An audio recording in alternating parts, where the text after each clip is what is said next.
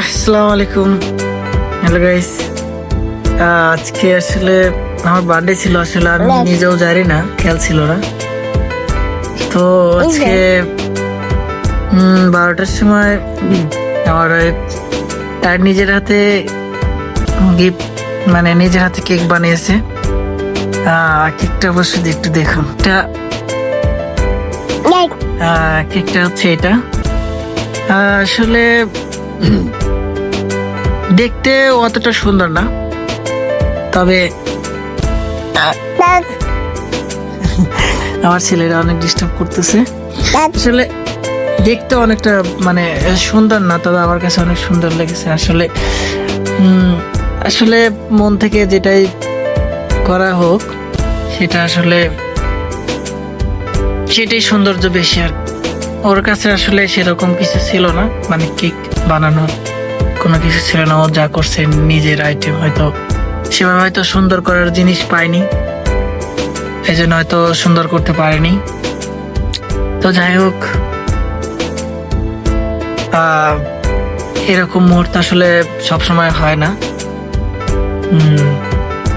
তো আমার কাছে এটা অনেক স্মরণীয় থাকবে। সবাই আমাদেরকে দোয়া করবেন, আমরা যেন সামনে আরো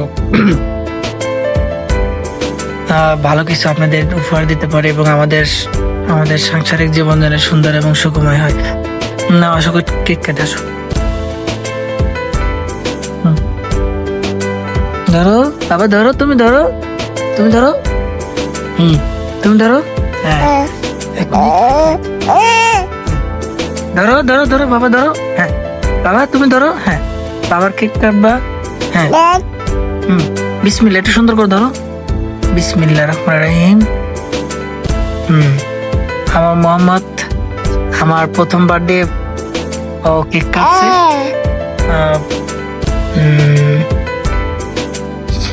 সুন্দর করে চলো। দেখি বেটা, এই পড়বে, কেক পড়বে।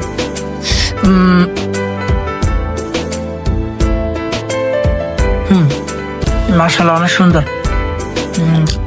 আসলে কেনা কেকের চাইতে ওকে একটু খাওয়া দাও। বাবা খাবে। বাবা বলো তো কেমন হয়েছে? তুমি খাবে না?